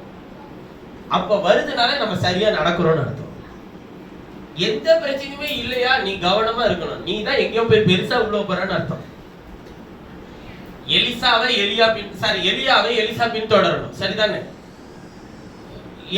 எலியாவை கூப்பிட்டு நீ எடுத்துக்கொள்ளப்பட போறீரா அப்படின்னு எவனாச்சும் கேட்டானா? யாருமே கேட்கலங்க. தீர்க்கதரிசி புத்திரர்கள் எலிசாவை கூப்பிட்டு, உன்னுடைய ஆண்டவர் தான் எடுத்துக்கொள்ளப்பட போறாரு, உன்னுடைய எஜமானு தான் எடுத்துக்கொள்ளப்பட போற, ஏயா பின்தொடர்ந்து போற? ஏன் ஒண்ணு நீ பின்தொடர்ந்து போ, இல்ல என்னை பின்தொடர்ந்து போறவன விடு. இப்ப முன்னாடி போறவனுக்கு பிரச்சனை கிடையாது, பின்தொடர்ந்து வரவனுக்கு தான் பிரச்சனை. அவன் என்னைக்கு அவன் பாட்டுக்கு ஏற்கலப்பைய 12வது ஏற பூட்டி ஏற்கலப்பைய உழுதுகிட்டு இருக்கிறான். அங்க நிம்மதியா உழுதிட்டு இருக்கிறவன, அவன் பாட்டுக்கு வேலை செஞ்சிட்டு இருக்கிறவன அவன் மேல போய் சால்வியை போட்டு உன்னை கர்த்தர் அழைக்கிறாருலாம் சொல்லவே இல்லை. சால்வியை போட்டோன்னா போய் என் தாயின் தகப்பனை முத்தம் செஞ்சுட்டு பின்தொடர்ந்து வரேன்னு சொன்னோன்னே அதோட முடிஞ்சிச்சு அவனுக்கு எல்லாமே. ஏர் கலப்பைய உடைக்கிறான், அதை அடுப்புல வச்சு எரிக்கிறான், ஏற கூட்டிட்டு இருக்கிற மாட்டை அறுக்கிறான், அதை சமைச்சு தன்னுடைய எல்லா உறவினர்களுக்கு போடுறான். எலியாவை பின்தொடர்ந்து எலிசா வராரு. இதெல்லாம் கூட அவனுக்கு பெரிய தியாகம் இல்லையா? இதுக்கு அப்புறம் நடக்குது பாரு பிரச்சனை. தீர்க்கதரிசி புத்திரர் சொல்றான், எடுத்துக்கொள்ளப்பட போற, பின்னாடி போய் எல்லாம் பார்க்க முடியாத விட்டுரு. ஏன்னா இவனுக்கெல்லாம் தெரியாது என்ன இங்க 2 பேர் பேசி வச்சிருக்கிறாங்க. நான் இவர் எடுத்துக்கொள்ளப்படும் போது அவரிடத்துல இருக்கிற ஆவின் வரம் எனக்கு ரெட்டிப்பா வேணும்னா, நீ வெளியில சத்தமிடுற எந்த சத்தத்தையும் கேட்காம அவரை மாத்திரம் பின்தொடர்ந்து போனாதான் உனக்கு என்ன செய்யறேன்னு சொன்னாரோ அதை செய்து முடிப்பார். அப்ப வெளியில இருக்கிற சத்தம் எப்ப அமைதியாகும்னா, நீ யோர்தானை தாண்டி அங்க போய் எலியா எடுத்துக்கொள்ளப்பட்டிருக்கலாம், ஆனா எலியாவின் மேல இருக்கிற சால்வை உனக்கு தான் கிடைக்கும். அதை எடுத்து சுருட்டி யோர்தானை அடிக்கும் போது எலியாவின் தேவன் எலிசாவோடு இருக்கிறான்னு அதுக்கப்புறம் வேணா சொல்லுவோம். நீ எதுவரையும் போகணும்னு கேட்டனா, நீ இவன் சொல்றான்றதுக்காக பேக் அடிச்சிட கூடாது. நீ அந்த சால்வையை சுருட்டி நம்மோடு கூட அவர் இருக்கிறார் என்பதை காண்பிக்கிற வரையிலும் போகணும். அதுதானே விசுவாசம். இவன் சொல்லிட்டான் இதாயிருமா, அவன் சொல்லிட்டான் இதாயிருமா, இவங்க சொல்லிட்டாங்க இதாயிருமா, யாரு சொன்னாலும் இதாகாது. எல்லாவற்றையும் செய்து காண்பிக்கிறவர் உன்னோடு இருக்கிறார் இல்லையா? அதை செய், அவருடைய சத்தத்துக்கு கீழ்படி. நாள அப்படிதாங்க. அவர் என்ன சொல்றாரு, அவருக்கு என்ன விஷயமோ, அவருக்கு என்ன முதலிடமோ, அதுக்கு என்ன பிரச்சனை வந்தாலும் சரியா அதை தூக்கி ஒரு வாரமா இதெல்லாம் ஒரு வாரமா வச்சிரு. இப்ப நம்ம என்ன செய்யணும் அதை போய் பார்ப்போம். இந்த உலகத்திலே தீர்க்க முடியாதுன்றது ஒண்ணுமே இல்லை.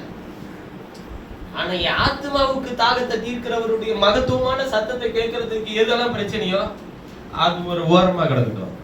அது எனக்கு முக்கியம் இல்லை, எனக்கு இதுதான் முக்கியம். காரணம் என் ஆத்மாவுக்காக மட்டும் இல்லையா, என்னை நம்பி கற்றுக் கொடுத்திருக்கிற உண்மையான ஒவ்வொரு ஆத்மாவுக்கும் அதுதான் பிரயோஜனமா இருக்கும். ஏன்னா பிரதான மேய்ப்பர் என்ன, பெரிய மேய்ப்பர் என்ன சொல்றாரோ அதன்படி செய்கிற வேலைக்காரன் தான் நான். அதன்படி நடக்கிற ஆடுகள் தான் நம்ம எல்லாருமே. ஏன்னா அவர் சொல்ற 21வது வசனத்துல, இயேசு கிறிஸ்துவை கொண்டு தமக்கு முன்பாக பிரியமானதை உங்களில் நடப்பித்து, அவர் எங்க நடப்பிக்கிறாரா? உங்களில் நடப்பித்து, நீங்கள், நம்ம எல்லாரும் சேர்ந்து வாசிப்போம், நீங்கள் தம்முடைய சித்தத்தின்படி செய்ய உங்களை சகலவித நற்கிரியிலும் சீர் பொருந்தினவர்கள் ஆக்குவாராக. இது உங்களை தம்முடைய சித்தத்தின்படி செய்ய உங்களை சகலவித நற்கிரியிலும் சீர் பொருந்தினவர்கள் ஆக்குவாராக. இத அவர் உங்களை எல்லாருக்கும் செய்வார். நீங்க சீர் பொருந்த முடியுமா? நீங்க உங்களை மற்ற விஷயத்தை சரி செய்ய முடியுமா? உங்களை சீர்பொருந்தினவர்கள் ஆக்குவாராகன்னு சொன்ன அவருடைய கரத்தில் உங்களை ஆத்மா ஒப்படைச்சிட்டோம்னா, மேய்ப்பர் பார்த்துப்பாரு, ரட்சகர் பார்த்துப்பாரு. அடுத்து சொல்ற 22வது வசனத்துல, சகோதரரே, நான் சுருக்கமாக உங்களுக்கு எழுதின இந்த புத்திமதியான வார்த்தைகளை நீங்கள் பொறுமையா ஏற்றுக்கொள்ளும்படி உங்களை என்ன பண்றேன்? முதல்ல சொன்ன விஷயத்தை பொறுமையை ஏத்துக்க. எதுக்கு அவர் சொல்றாருன்றதை ஏத்துக்கோங்க. 24வது வசனம் சொல்லுது, உங்களை நடத்துகிறவர்களையும் பரிசுத்தவான்கள் யாவரும் என்ன பண்ணுங்கள்? வாழ்த்துங்கள். இத்தாலிய தேசத்தார் யாவரும் உங்களுக்கு வாழ்த்துதல் சொல்லுகிறார். இந்த வாழ்த்துதல், இந்த கனம், மரியாதை, இது எல்லாமே தேவனுடைய பிள்ளைகளுக்கு கற்றுக் கொடுக்கிறார். கதை ஒரு நாள் நாம் பிறக்கிற ஒரு நாளை நாம் தாண்டி அடுத்த நாள் ஜீவனோடு இருக்கிறதே தேவனுடைய பெரிதான கிருபை. நீங்க யாருக்கு வாழ்த்துதல் சொல்றீங்களோ இல்லையோ, கர்த்தருக்கு வாழ்த்துதல் சொல்லுங்க. கர்த்தருக்கு சோதரம்னு சொல்லி பாருங்க. யாரு சொல்றாங்களோ இல்லையோ, நீங்கள் முந்திக் கொள்ளுங்கள். கனம் பண்ணுகிறதில் முந்திக் கொள்ளுங்கள். யார் உங்களுக்கு என்ன செய்ய வேண்டும் என்று நீங்கள் விரும்புகிறீர்களோ, முதலாவது நீங்கள் அதை அவர்களுக்கு செய்யுங்க. அப்ப எதை செய்யணும்ன்றத நீங்க விருப்பப்படுறீங்களோ, முதல்ல நாம அதை செய்வோம். அப்புறம் அதை அவங்களை செய்ய வைக்க அவரால் முடியுன்ற விசுவாசத்தோடு பயணம் செய்யும். அவ்வளவுதான். செய்ய வைப்பார். அது அவருடைய பொறுப்பு. அதெல்லாம் மாறாது. அது உங்களுடைய பொறுப்பு இல்ல, அது அவர் பொறுப்பு. அதெல்லாம் சரி பண்ண முடியாது. அது உங்களுடைய விஷயம் இல்ல, அது அவருடையது. அவர் தருகிற எல்லாவற்றையும் அவர் சீர்பொருந்தினவராக மாற்ற அவருக்கு வல்லமை உண்டு. உங்கள் பிள்ளைகளுடைய விஷயத்தை எடுத்துக் கொள்ளுங்கள். இந்த விஷயத்துல எல்லாம் மாறுகிறது இல்லை. இங்க பாருங்க, பிரதான பெரிய மேம்பட்டு கொடுத்திருந்தார். அவர் மாத்தி போட அவருக்கு வல்லமை உண்டு. அவர்களுடைய சரீர பிரகாரமான விஷயத்தை மாற்ற நீங்கள் போராடுகிறீர்கள். அவர்களுடைய ஆத்மாவை மேய்க்க ஆரம்பிச்சிட்டாருன்னா சரீரத்தின் கிரியெல்லாம் மாறி போயிடும். இப்ப எதை மேய்க்கணும், எதை நம்ம மாத்தணும்? ஆத்மாவை மேய்க்கிறவருடைய கரத்துல ஒப்படைச்சிட்டோம்னா சரீரத்தின் கிரியை மாத்தி போட தேவனுக்கு வல்லமை உண்டு. நிச்சயமாய் சொல்லுகிறேன், பிள்ளைகள் தவற மாட்டார்கள், இடறி போக மாட்டார்கள். ஏனென்றால் பிரதான மேய்ப்பவருடைய கரத்தில் இருக்கிறார்கள். எவனாச்சும் பறிச்சு பாருன்றார். இவ்வுலகத்தின் மேல் அன்பு கூறுகிறவர்களாய் இருந்தால் அவர்களிடத்தில் யாருடைய அன்பு இல்லை என்று எழுதியிருக்குங்க. தேவனுடைய அன்பு இல்லை. உலகத்தின் மேல் அன்பு கூறுகிறவர்களாய் ஒருவேளை உங்களுடைய பிள்ளைகள் இருக்குமானால், ஆண்டவரே, என் பிள்ளைகளுடைய இருதயத்தில், அதாவது ஆத்மாவில் உம்முடைய அன்பை ஊற்றியருளும். யோவான் இருதயத்துல ஆத்மாக தேவ அன்பு வந்துருச்சுன்னா கிரியில என்ன மாறும்? நாம கிரியை மாத்த போறோம். கடிந்து கொள்றோம், சிச்சிக்கிறோம், அடிக்கிறோம், என்னென்னமோ பேசுறோம். ஆனா ஆத்மாவை மாற்றிட்டா கிரியை மாறி போயிடும். ஆத்மா மாறிச்சுன்னா கிரியை மாறிடும். யாக்கோபு நிருபம் 1ஆம் அதிகாரம் 21வது வசனத்தை வாசிங்க. யாக்கோபு 1:21. ஆகையால் நீங்கள் எல்லாவித அழுக்கையும். இந்த வசனத்தை நம்ம பலமுறை வாசிச்சிருப்போம். எல்லாவித அழுக்கையும், கொடிய துர்க்குணத்தையும், எல்லாவித அழுக்கையும் கொடிய துர்க்குணத்தையும் ஒழித்துவிட்டு, எல்லாவித அழுக்கையும் கொடிய துர்க்குணத்தையும் ஒழித்துவிட்டு, உங்கள் உள்ளத்தில் நாட்டப்பட்டதாயும், உங்கள் ஆத்துமாக்களை ரட்சிக்க வல்லமை உள்ளதாயும் உங்க ஆத்துமாவை ரட்சிக்க வல்லமை உள்ளதாயும் இருக்கிற வசனத்தை சாந்தமா ஏற்றுக்கொள்ளுங்கள். வசனத்தை எப்படி ஏத்துக்கோங்க? முதல் வசனத்தை ஏத்துக்க. கொடிய துர்க்குணத்தையும் அழுக்கையும் அது என்ன பண்ணிரும்? ஒழிச்சு போட்டுரும். நீங்க நினைக்கிற மாதிரி மாறணும் முயற்சி செய்யாதீங்க. ஆண்டவர் என்ன வைத்திருக்கிறாரோ அதன் பாதையில நடக்கட்டும்னு சொல்லி ஒப்பு கொடுங்க. அவன் ஆண்டவருக்குள்ள இருக்கிறானா, அவருடைய வசனத்துக்குள்ள இருக்கிறானா, அவருடைய சித்தத்தின்படி நடக்கிறானா, அதற்காக போராடுங்க. அதுக்காக உங்க பிள்ளைங்களை சிச்சிங்க, தவறே கிடையாது. ஒருவனும் அதை உங்களுடைய அவருடைய கருத்துல இருந்து என்ன பண்ண முடியாது. அப்ப நீங்க கொடுக்க வேண்டியது மேய்ப்பருடைய கருத்துல. மேய்ப்பர் கருத்துல கொடுத்துட்டோம்னா அதை ஒருத்தனும் பறிச்சுக்க முடியாது. அதை பறிச்சுக்கணும்னு முடிவு பண்ணானா அவன் யாருன்ற கூட்ட உங்களுக்கு வெளிச்சப்படுத்தி காட்டவருக்கு வல்லமை உண்டு. அவன் எப்படி வரான், அவன் பீறி போட்டதுக்கு வரானா, அவன் திருட வரானா அப்படின்ற உண்மைய உங்களுக்கு காண்பிக்க அவருக்கு வல்லமை உண்டு. ஒரு விஷயத்தை நினைவில் வைத்துக் கொள்ளுங்கள். பிரதான மீட்பர் நித்திய ரத்தத்தினாலே நமக்கு என்ன உண்டாக்கி இருக்கிறாருங்க? ஒரு உடன்படிக்கை செய்திருக்கிறார். அந்த உடன்படிக்கை அழிவுள்ள உடன்படிக்கை இல்ல, நித்திய வரையிலும் அந்த உடன்படிக்கை இருக்கும். அந்த உடன்படிக்கை என்ன? அது வரையிலும் உன்னை கூட்டிட்டு போய் நடத்துவான்பா. உன்னை கூட்டிட்டு போய் அதுல சேர்க்கிற வரையிலும் உன்னுடைய எல்லா விஷயங்களும் அது யாருடைய பொறுப்பு? அது அவருடையது. எதுவும் நீங்க தீர்மானிச்சு எதுவுமே உங்க கைக்கு வரல, அவருடையது. அவர் கொடுத்த வாழ்க்கை, அவர் கொடுத்த ஜீவன், அவர் கொடுத்த சரீரம், அவர் கொடுத்த ஆத்மா, அவர் கொடுத்த ஆவி எல்லாம் அவர் கொடுத்தது. நீங்க எனக்கு இந்த ஆவிதான் வேணும், எனக்கு இந்த ஆத்மா தான் வேணும்னு கேட்டீங்களா? இது அவர் கொடுத்தது. அதனால் முதலாவது அதை அங்கீகரித்துக் கொள்ளுங்கள். அதை சீர்பொருந்த உங்களை ஒப்புக் கொடுங்கள். எல்லாமே நமக்கு தெரியும், எல்லாமே நான் எல்லா விஷயங்களும் நான் மேன்மையா இருக்கிறேன், எல்லாமே நான் எல்லாத்தையும் செய்ய முடியும். பைபிள் என்ன சொல்லுதோ அதன்படி கேட்டு செய்யுங்க. உங்களுக்கு எல்லாமே மானசீகமா நிறைய அனுபவம் இருக்கலாம், ஞானம் இருக்கலாம், அறிவு இருக்கலாம், திறமை இருக்கலாம், உங்களால அதை செய்ய கூட முடியலாம், பலன் கூட இருக்கலாம்.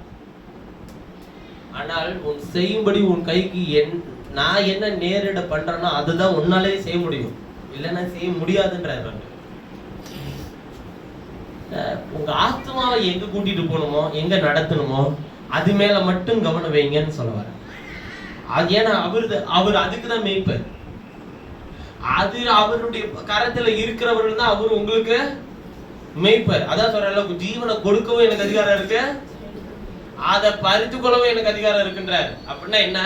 ஆத்மாவுக்குள்ள ஜீவன் இருக்கிற வரையிலும், நீ அவருடைய கரத்தில் இருக்கிற வரையிலும் அவர் எல்லாத்துக்கும் அவர் பொறுப்பு. ஆனா என்னைக்கு நீ ஆத்மாவுக்குள்ள இருந்த ஜீவன் வெளியே போதோ, என்னைக்கு நீ அவர் கரத்திலிருந்து வெளியே விலகி போறியோ, அன்றைக்கே முடிவு செய்து போங்க, எல்லாத்தையும் நீங்க தான் பார்த்துக்கணும். அப்ப பிரதான பெரிய மேய்ப்பர் இவர் நித்திய வரையில ஒரு உடன்படிக்கை செய்திருக்கிறார். அந்த உடன்படிக்கைக்குள்ள வந்துருங்க. அந்த ரத்தம் உங்களோடு கூட என்ன பண்ணுங்க? பேசும். எவ்வளவு பிரச்சனை இருந்தாலும் கொஞ்சம் பொறுமையா உங்களுக்குள்ள சத்தம் எடுக்கிற சத்தத்தை கேளுங்க, நிச்சயமா இது உங்களோட பேசும். உங்களுடைய காரியம் என்ன என்பதை கேட்டு பாருங்க. நான் இங்க எங்க ஆண்டவரை தவறு பண்ணேன், இதுல யாரு தவறு பண்றா? நான் எங்க ஆண்டவரை தவறு பண்றேன், என்னோட பேசு, என்னை சீர்படுத்திக் கொள்கிறேன். அவருடைய அதுதான் அவருடைய ஆடு. அது அவரிடத்திலிருந்து ஜீவனை பெற்றுக் கொண்டிருக்கு. அந்த ஜீவன் பரிபூர்ணப்படுறதுக்கு நேரம் அது முயற்சி செய்துட்டு இருக்கு. ஆனா திருடத்துக்கு வந்த உள்ள இருக்கிற ஆள் என்ன பண்ணுவான்? முதல்ல ஜீவன் உனக்கு இருக்க கூடாது, அப்புறம் அது என்னவும் பண்ணக்கூடாது, பரிபூர்ணமும் படக்கூடாது. முதல்ல அதை திருடுவோம், அப்புறம் அதை கொல்லுவோம், ஜீவனை எடுத்துருவோம், வசனத்தை எடுத்து போட்டுருவோம், அப்புறம் அதை என்ன பண்ணுவோம்? அதை அழிச்சே போட்டுருவோம். ஓனா எப்படி வரும்? முதல்ல பீரும், காயப்படுத்தும், ரெண்டாவது என்ன பண்ணுவோம்? சிதறடிக்கும். நாம் யார்? நாம் ஆடுகளா இருப்போமானால் நமக்கு என்ன விஷயம்? காயப்படுத்துறதோ, சிதறடிக்கிறதோ, திருடுறதோ, கொல்றதோ, அழிக்கிறதோ நம்முடைய வேலை இல்ல. நம்முடைய வேலை என்ன? ஆத்மாவை போஷிக்கணும். அதுக்கு பெரிய மேய்ப்பர் கையில ஒப்பு கொடுக்கணும். அந்த என் ஆத்மா போஷிக்கிற வரையில நான் அவருக்கு கீழே அடங்கி இருப்பேன். என் ஆத்மா திருப்தி ஆகிற வரையும் அவருடைய பாதையில நான் நடப்பேன். அதை நான் நித்திய ஜீவனை சுதந்திரிக்கிற வரையிலும் போவேன் அவர் பின்னாடி. இது மட்டும்தான் நம்முடைய எண்ணமா இருக்கும். இது மட்டும்தான் நம்முடைய வாழ்க்கையினுடைய ஒரே நோக்கமா இருக்கும். அவரை பின்தொடர்றதுக்கு இந்த உலகத்தினுடைய எந்த விஷயமும் தடையா இருக்க கூடாது. அதனால் நீங்கள் அவரை மாத்திரம் பின்தொடருங்கள். உலகத்தில் எந்த மனுஷரையும் அல்ல, தேவனை மாத்திரம் பின்தொடருங்கள். உலகத்தின் எந்த காரியத்தையும் அல்ல, கர்த்தருடைய வார்த்தையை மாத்திரம் பின்தொடருங்கள். உலகத்தில் எந்த உபதேசத்தையும் அல்ல, உங்களுக்குள் சத்தம் எடுக்கிற மெய்யான உபதேசமாகிய கர்த்தருடைய வார்த்தையின் சத்தத்துக்கு செவி கொடுங்கள். ஏனென்றால் இரத்தத்தினால் அவர் ஒரு உடன்படிக்கை செய்திருக்கிறார். அப்ப ஒவ்வொரு பகுதியிலும், ஒவ்வொரு ஆராதனையிலும், ஒவ்வொரு கூடுகையிலும், ஒவ்வொரு அதிகாரத்திலும், எபிரேயர்கள் ஒவ்வொரு விஷயங்களிலும் அவர் உங்கள் ஆத்மாவை எப்படி போஷித்து காப்பாற்றி உங்களை நிலைநிறுத்த போகிறார் என்பதை தான் தம்முடைய தாசனாகிய அப்போஸ்தலனாகிய பவுல் மூலமா நமக்கு எடுத்து காண்பிக்கிறவரா இருக்கிறார். அப்போ உங்கள் ஆத்மாவோடு பண்ணின ஒரு உடன்படிக்கை இருக்கு இல்லையா, அதை மறந்துடாதீங்க. சரீர அற்ப, பைபிள் சொல்றது அற்ப பிரயோஜனத்துக்காக கர்த்தரை தேடுகிறவர்களாயிராங்க. ஆத்மா என்ன அடையணுமா? அதுக்காக முயற்சி செய்யுங்க, அதுக்காக போராடு. அப்ப தேவன் சரீர பிரகாரமான விஷயங்களுக்காக அவரை தேட வேண்டாம். அதுக்காக அவர் வரவும் இல்லை, அதை கொடுக்கிறதுக்காக அவர் வரவும் இல்லை. மரித்த லாசரு உயிரோட எழுப்பினார். இன்றைக்கு லாசரு உயிரோட இருக்காங்கன்னா, நிறைய பேரை சுகமாக்கினார் குருஷரோகத்துல இருந்து. இதெல்லாம் உயிரோடு இருக்கிறாங்களா? அநேக குருடர்களை சுகமாக்கினார், உயிரோடு இருக்கிறாங்களா? அநேக வியாதியஸ்தரோட உயிரோட இருக்காங்க. சரீரம் அழிவுக்குரியது, அது போயிடும். ஆனா அதெல்லாம் எதுக்காக செய்தார்? இவரே தேவன் என்றும், அவர்கள் அந்த மெய்யான தேவனை விசுவாசிக்க வேண்டும் என்றும், அந்த விசுவாசத்தினால் அவர்கள் ஆத்மா பிழைக்க வேண்டும் என்றும், அந்த ஆத்மா நித்திய ஜீவனை அடைய வேண்டும் என்பதற்காக அதெல்லாம் செய்தார். அதான் சொன்ன ஜெபத்துல கூட சகோதரன் அடிக்கொண்டு காட்டின விஷயம் தான். நாங்கள் உலகத்துக்குரியவர்கள் அல்ல. எங்களுடைய ஆத்மா போஷிக்கும் போது எங்களை கடைசி நாளில் நிச்சயமாய் நீர் என்ன பண்ணுவீர்? உயிர்ப்பிப்பீர். உயிர்த்தல பண்ணுகிற அதுக்குன்னு நம்ம போறதா, அழிஞ்சு போறதுக்கு போறதா? உயிர் உலகத்தை எல்லாரும் நடக்க அழிஞ்சு போறதுக்கு. நாம எதுக்கு நடக்கணும்? அழியாமையை சுதந்திரிக்க, நித்திய ஜீவனுக்காக.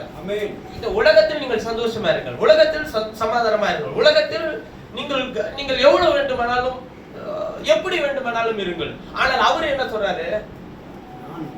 எது தகுதியோ அதை செய், எது உனக்கு மேன்மையோ அதை செய். காரணம் என்ன? ஏன் உனக்கு தகுதின்றாரு? உனக்கு இதெல்லாத்தையும் கொடுத்தது நான், உனக்கு இதெல்லாத்தையும் செய்தது நான். இது எனக்கும் உனக்கு எந்த இடையில எந்த பிரச்சனையும் வராதபடிக்கு நீ கவனமாய் பார்த்துக்க. ஏன்னா நீ இந்த உலகத்தோட அழிஞ்சு போறவன்ல, நீ கடைசி நாள் உயிர்ப்பிக்கப்பட போறவன். ஏனென்றால் வெளியேறப்பட்ட ரத்தத்தினாலே நான் உனக்கு ஒரு உடன்படிக்கை பண்ணிருக்கேன். வெளியேறப்பட்ட வார்த்தையை நான் உனக்குள்ள தந்திருக்கிறேன். அவருடைய நாமத்தை உனக்கு தரிப்பிச்சிருக்கிறார். அதன் பாதையில் உன்னை நடத்த அவர் ஆசீர்வதிக்க அவர் நேற்றும் மீண்டும் என்று மாறாதவராய் இருக்கிறார் என்று சொல்லி என் வார்த்தையை நிறைவு செய்கிற நாம் யாவரும் ஜெபம் செய்வோம். நம்முடைய கண்களை கர்த்தர் கொடுத்த செய்திக்காக, நம்முடைய வார்த்தையினால் நம்முடைய இருதயத்தை தேற்றினதற்காக, மெய்யாகவே அவர் நம்மோடு கூட ஒரு உடன்படிக்கை செய்து, அந்த உடன்படிக்கைக்குள்ளே அவர் நம்மை மறைத்து, அந்த உடன்படிக்கைக்குள்ளே அவர் நம்மை காத்து, அந்த உடன்படிக்கைக்குள்ளே நம்மை கடைசி வரையிலும், அதாவது நித்திய உடன்படிக்கை, நித்திய வரையில் நம்மை நடத்தும். அவர் உன்னோடு இருக்கிறார் என்பதை நீ காண்பிக்க வேண்டிய கால வரையிலும் அவரோடு கூட நீ பயணம் செய்ய வேண்டும். வெளியிலே சத்தம் விடுகிற சத்தத்துக்கு செய்வம் கொடுக்காது, உனக்குள்ளே இருந்து சத்தம் விடுகிறவருக்கு மாத்திரம் செய்வது. உன் இருதயத்தை தேவனுக்கு நேராக திருப்பி வைப்பது. அவர் பெரியவர், அவர் மாத்திரமே பெரியவர், அவர் உயர்ந்தவர், அவர் ஒருவரே நேற்றும் இன்றும் மாறாதவர். அதனால் எல்லாவற்றையும் நடத்துகிற ஒரு கரையில் ஒப்பு கொடுத்து என்னை நடத்த மாட்டுவர் என்று சொல்லி கேளுங்கள். என்னை நடத்த மாட்டுவர், என்னை நடத்தும் இயேசு தெய்வமே, இன்று நிரப்பும் முந்தன் ஆவியால் என்னை நிரப்பும் இயேசு தெய்வமே. இன்று நிரப்பும் முந்தன் ஆவியால் எல்லா தீங்கிலும் எங்களை விலக்கி காத்து எங்களை ரட்சிங்க ஆண்டவரே. எங்களை எப்பொழுதும் நடத்தும், எப்பொழுதும் எங்களை நிரப்பிடும், எங்களுடைய வாழ்க்கையில நிறைந்திரும் ஆண்டவர். உம்முடைய பிரசனத்தை விட்டு, உம்முடைய நிறைவை விட்டு எங்களை வெளியே போக செய்யாதபடிக்கு எங்கள் ஆத்துமாவை காத்துக்கொள்ள உதவி செய்யும். எங்களுக்கு ஆத்துமாவுக்கு நன்மை செய்கிறவர் நீர் ஒருவரே ஆண்டவர். எங்கள் ஆத்துமாவுக்கு நன்மை செய்தவர் நீர் ஒருவரே, செய்கிறவரும் நீர் ஒருவரே, செய்ய போகிறவரும் நீர் ஒருவரே. ஏனென்றால் ஒருவேளை எங்கள் சரீரத்துக்காக ஒருவர் மரிக்கலாம் ஆண்டவரே, எங்களை நேசிக்கிறபடினால் ஒருவர் மரிக்கலாம். வேதம் அப்படிதான் சொல்லுங்க. ஒரு மனிதன் ஒரு மனிதனுக்காக நேசிக்கிறதுனால கூட ஒரு மரிக்கலாம். ஆனால் எங்கள் ஆத்மாவுக்காக எந்த மனிதன் மரிக்க முடியாது. எங்கள் ஆத்மாவுக்காக மரித்தது நீ ஒருவர் மாத்திரமே. எங்கள் ஆத்மாவுக்காக ஜீவனை கொடுத்தது நீ ஒருவர் மாத்திரமே ஆண்டவரே. அதை சீர்படுத்த வேண்டும் என்று நினைத்தது நீர் ஆண்டவரே. அதோடு உடன்படிக்கை பண்ணினது நீர் ஆண்டவரே. கர்த்தர் இந்த கொடுகையை நடத்தி நம்மை ஆசீர்வதிக்கும். நம் மத்தியில் இருக்கிற தகப்பனார் நம்மை ஜெபத்தில் நடத்துவார். ஹல்லேலூயா, ஹல்லேலூயா. நன்றியோடு சுதந்திரம் அப்பா, ஆரம்பம் முதல் முடிவு பரியந்தம் அப்பா அந்த ஆராதனை நீங்களே நடத்தி வந்திருக்கிற ஒவ்வொருவரையும் அப்பா ஆசீர்வதித்து இப்பட்டுமா இப்போது வார்த்தையை கொடுத்து அந்த வார்த்தையிலே எங்களுக்கு நல்ல ஆலோசனைகளை கொடுத்து தெளிந்த சிந்தனையை கொடுத்து நாங்கள் எப்போதும் நினைத்திருக்க ஒரு வார்த்தையை பிடித்து ஒரு வார்த்தையை கீழ்ப்படுத்தி ஒரு வார்த்தையில் நடக்க எங்களுக்கு முடிவு செய்கிறார். நாங்கள் ஒவ்வொருவரும் இந்த உலகத்தோடு ஒட்டி வாழ்கிறோங்க. அதை விட்டு ஆண்டவரை ஒவ்வொரு பிள்ளைகளாய் நாங்கள் பிரித்து எடுக்கப்பட்டவர்கள். நாங்கள் உண்மையில் நிலைத்திருந்து வாழ எங்களுக்கு பெருமை செய்கிறாங்க. வந்திருக்கிற ஒவ்வொருவரையும் அப்படி ஆசீர்வதிப்பாங்க. ஆண்டவரே இந்த வார்த்தை தெரியாத வண்ணம் எந்த வேலையிலுமே நினைத்து கொண்டு வாழ எங்களுக்கு உதவி செய்கிறார்.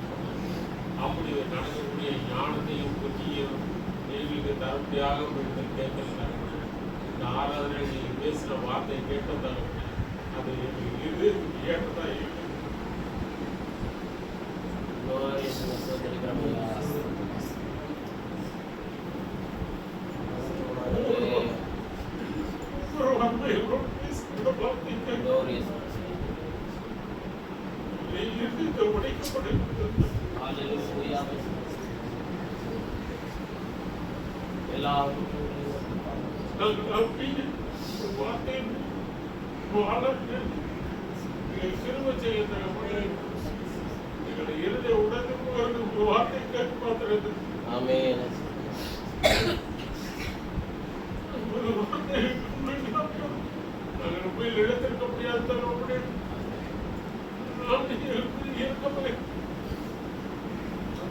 பேசி வருகிறேன்.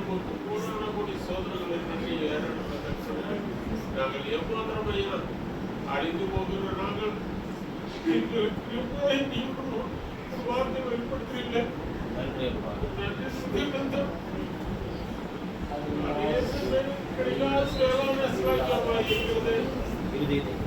அந்த வார்த்தை எங்கள் இருதயத்தில் நாள்தோறும் அதை நினைத்து பார்த்து அப்பா உங்களுக்கு நன்றி சொல்லி வாழ எங்களை பெருமை செய்கிறார். ஒவ்வொருவருக்கும் இந்த உலகத்திலே வாழ்கிற ஒவ்வொருவருக்கும் ஒவ்வொரு பிரச்சனைகள் உண்டு தரப்படுது. எல்லா விதத்திலும் ஒரு வார்த்தை மீட்டு நித்திய ஜீவனை அடைவது. அப்பா அந்த நித்திய ஜீவனுக்கு நேராக நாங்கள் போவதற்கு இதெல்லாம் தடைகளாகி இருக்கும். இந்த தடைகள் எல்லாம் மீறி வருவதற்கு ஒரு வார்த்தை எங்களுக்கு பலனாய் அதை நாங்கள் பிடித்து நாள்தோறும் தியானத்தை பார்த்து வாழ எங்கள் ஒவ்வொருவருக்கும் திரும்ப செய்ய வேண்டுமா நீங்க அப்படி செய்கிற தயவுக்காக சோத்திரம் ஒருவருக்கே செலுத்தும். ஆமென், ஆமென், ஆமென். என் ஆத்துமாவே கர்த்தரை ஸ்தோத்திரி, என் முழுவதுமே அவருடைய பரிசுத்த நாமத்தை ஸ்தோத்திரி. என் ஆத்துமாவே கர்த்தரை ஸ்தோத்திரி, கர்த்தர் செய்த சகல உபகாரங்களையும் மறவாதே. ஆமென், ஆமென்.